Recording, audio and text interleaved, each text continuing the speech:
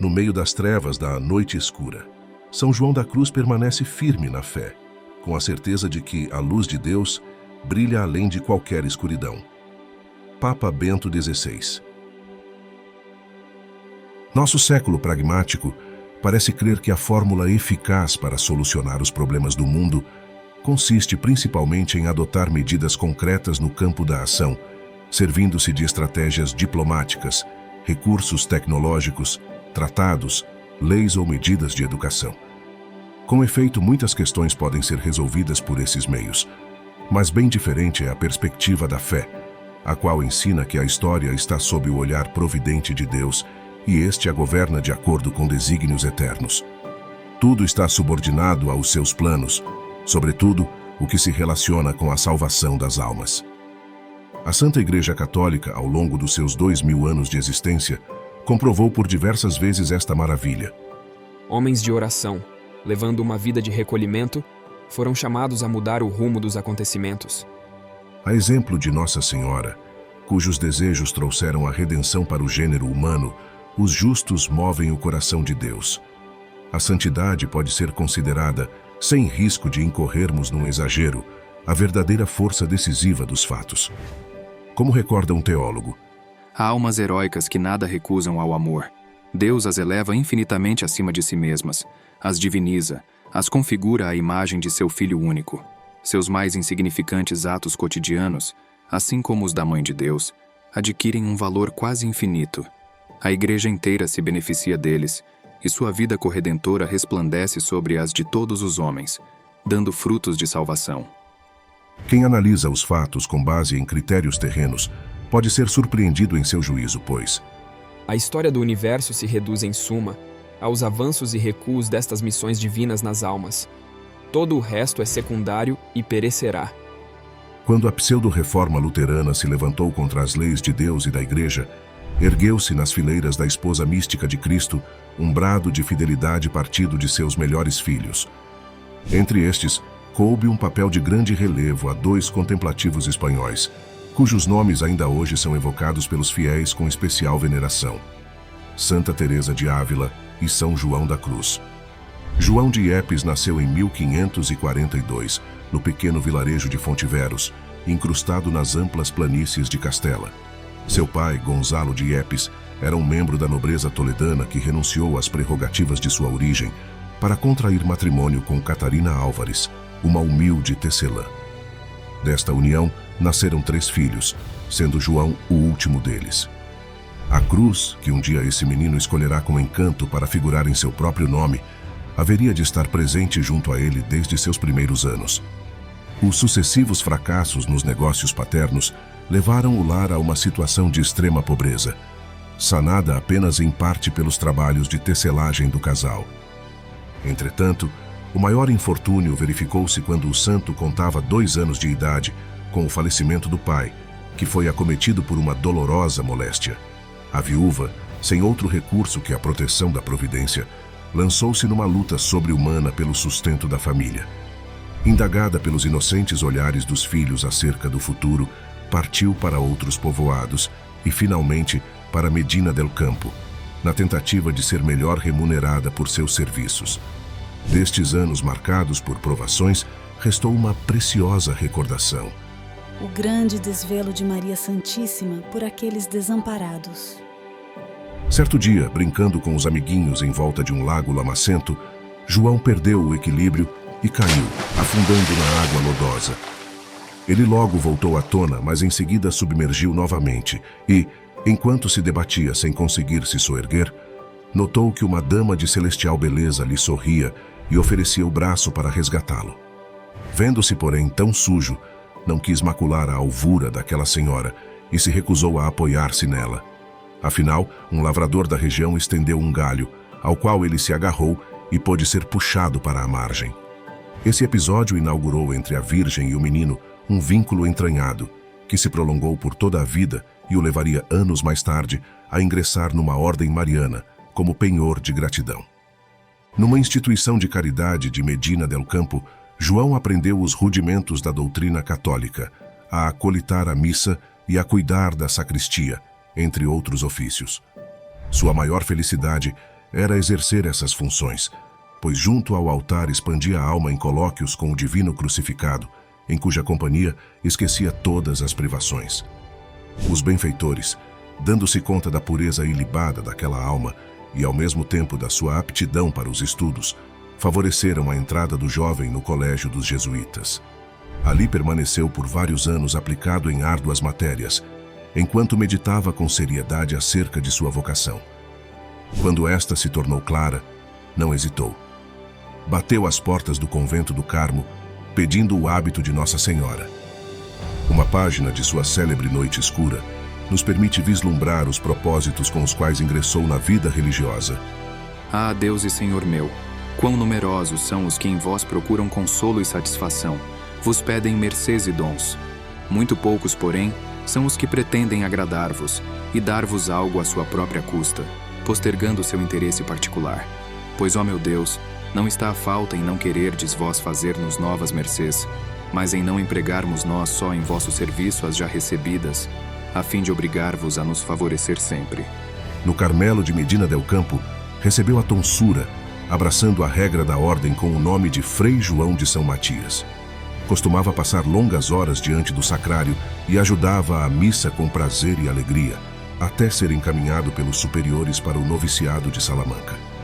A legendária universidade desta cidade vivia dias de glória, com mestres de grande erudição e cerca de 7.000 alunos.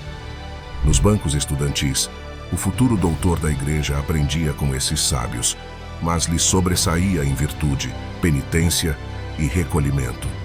Nesse ambiente de efervescente interesse filosófico e teológico, ele conheceu a doutrina de São Tomás de Aquino, que mais tarde colocaria a serviço da formação dos carmelitas descalços e utilizaria em seus escritos, conferindo-lhes especial solidez. Na velha catedral da cidade, Frei João de São Matias recebeu a unção sacerdotal aos 25 anos, com disposições verdadeiramente angélicas. Contudo, seus anseios de contemplação clamavam por um convívio com Deus muito mais próximo. Ao regressar a Medina del Campo, cogitava em trocar o Carmelo pela Cartucha, onde, supunha ele, a oblação de si mesmo seria maior.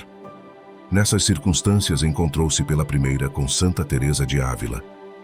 A grande reformadora viera a Medina em 1567 fundar um convento de descalças e percebeu ser a ocasião de estender a reforma ao ramo masculino, uma vez que já havia sido autorizada pelo geral da ordem a dar esse passo. Numa entrevista decisiva com Frei João, na qual também esteve presente Frei Antônio de Heredia, Madre Teresa o convidou a tomar parte na santa aventura, pois seu discernimento indicava ser ele uma das almas mais puras e santas que Deus suscitou na sua igreja.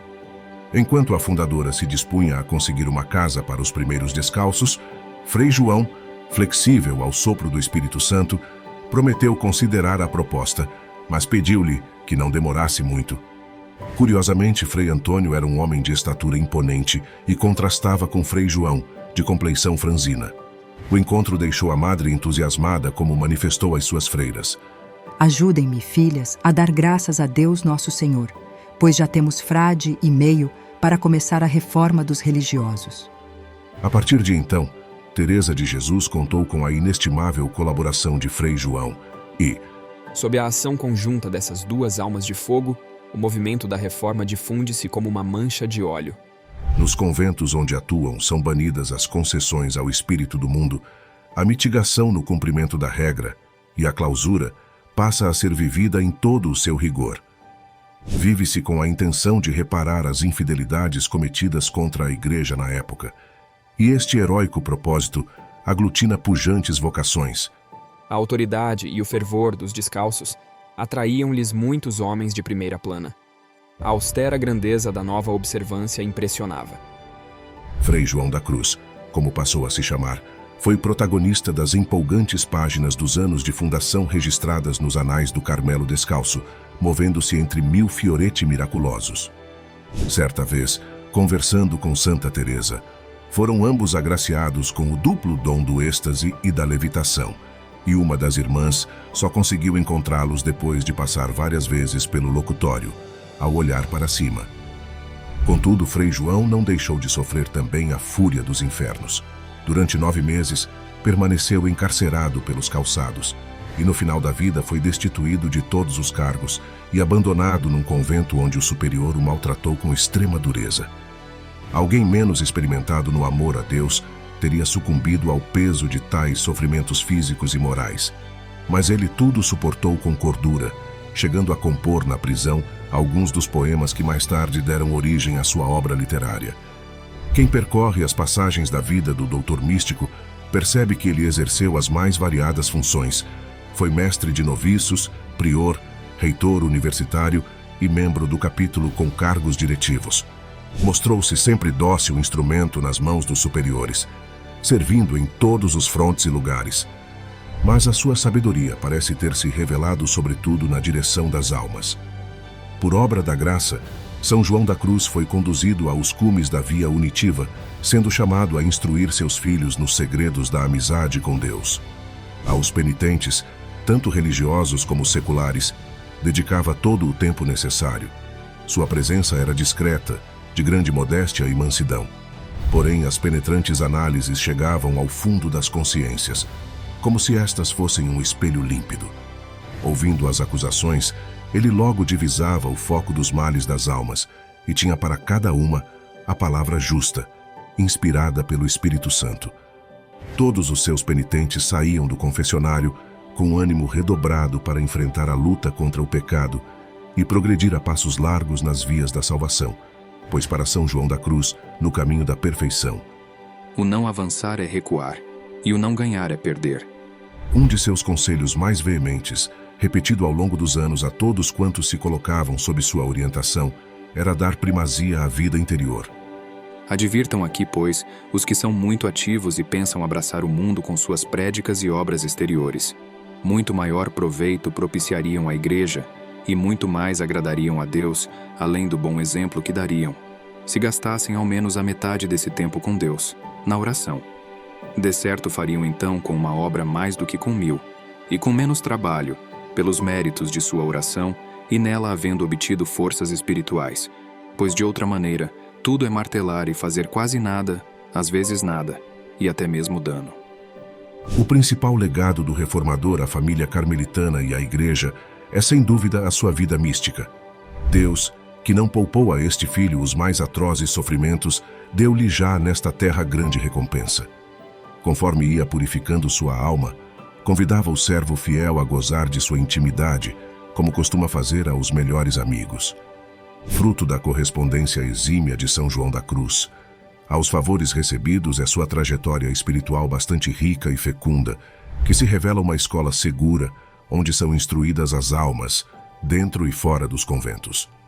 A ascensão ao cume do Monte Carmelo, imagem do estado de perfeição atingido por meio de purificações e pela noite escura, tornou-se um dos símbolos de santidade mais conhecidos da piedade católica. Este tesouro está consignado na sua obra escrita, sobretudo nos principais tratados e poemas. Subida ao Monte Carmelo, seguido pela noite escura, cântico espiritual e chama viva de amor. Os dois últimos, difíceis de serem compreendidos por principiantes, são versos comparáveis a um requintado licor, o qual exige do apreciador paladar apurado. É uma poesia Angélica, celestial e divina, que já não parece deste mundo, nem pode ser medida com critérios literários. Por ali passou o Espírito de Deus, embelezando e santificando tudo. No ano de sua morte, São João da Cruz confidenciou a seu irmão Francisco de Iepes que havia pedido a Nosso Senhor a graça de sofrer mais por ele e de ser desprezado. Seu desejo foi atendido, pois a partir de então, os poucos meses de vida que ainda lhe restavam foram marcados por terríveis provações. Um conselho lúcido dado pelo santo no capítulo da Ordem, em junho de 1591, provocou a indignação de Frei Nicolau Doria, o superior geral. Este o destituiu de todos os cargos e o mandou como simples frade para um convento distante, como teria feito a um filho perverso. Aos 49 anos, Frei João já não esperava mais nada deste mundo. Queria apenas ser consumido qual chama de amor viva. Uma virulenta inflamação na perna direita assumiu proporções preocupantes em setembro desse ano, e em pouco mais de 3 meses o tomou por inteiro. Em Úbeda, na Andaluzia, ele edificou a comunidade com a aceitação de todas as dores e recebeu a revelação do momento de sua morte, à meia-noite de 14 de dezembro, poucos minutos antes do instante indicado, exclamou ao frade enfermeiro: A essa hora, estarei diante de Deus Nosso Senhor a rezar as matinas. E na virada do dia, expirou em inteira paz. O distinto doutor da igreja deixou aberto atrás de si um caminho privilegiado para se chegar ao céu, seguido por legiões de almas amantes do holocausto como meio de expiação pelas faltas da humanidade pecadora. Seus anseios de restituição ao Criador haviam se cumprido, tal como ele desejara ao ingressar na venerável Ordem do Monte Carmelo. Esta é a grande satisfação e contentamento da alma, ver que dá a Deus mais do que ela é e vale em si mesma, com aquela mesma luz e calor divino que dele recebe. Se você sentiu o chamado da fé e deseja continuar a esta maravilhosa jornada conosco, inscreva-se no nosso canal, dê aquele amém com o seu like e compartilhe nossos vídeos com seus irmãos e irmãs. Juntos, vamos aumentar e fortalecer nossa comunidade católica online. Que Deus abençoe.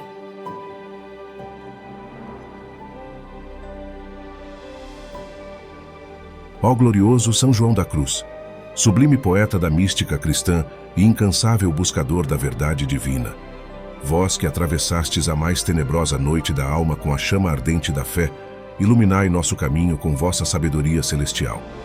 Ensinai-nos a silenciar os ruídos do mundo para ouvir a suave voz de Deus em nosso íntimo, a renunciar às vaidades terrenas em busca da verdadeira riqueza espiritual. Vós que na solidão da cela e na intensidade do sofrimento encontrastes a união mística com o Criador, ajudai-nos a perceber a presença de Deus nas adversidades, transformando nossas cruzes em escadas para o céu. Que possamos aprender, através de vossa doutrina e exemplo, que somente no esvaziamento de nós mesmos é que podemos ser preenchidos pela infinita graça de Deus. Intercedei por nós, ó Doutor da Noite Escura, para que sejamos fortalecidos na fé, esperança e amor, e possamos com coragem e confiança seguir o estreito caminho que leva à vida eterna. Que, inspirados por vossa vida de entrega e contemplação, possamos buscar incessantemente a face do Senhor, até que, ao final de nossa jornada terrena, possamos experimentar a plenitude da alegria divina na comunhão dos santos. Por vossa poderosa intercessão, São João da Cruz, alcançai-nos a graça de uma fé inabalável, uma esperança viva e um amor que tudo suporta, tudo crê e tudo espera. Que, unidos a vós e a todos os santos, possamos cantar as maravilhas do Senhor por toda a eternidade. Por Cristo nosso Senhor. Amém. São João da Cruz, rogai por nós.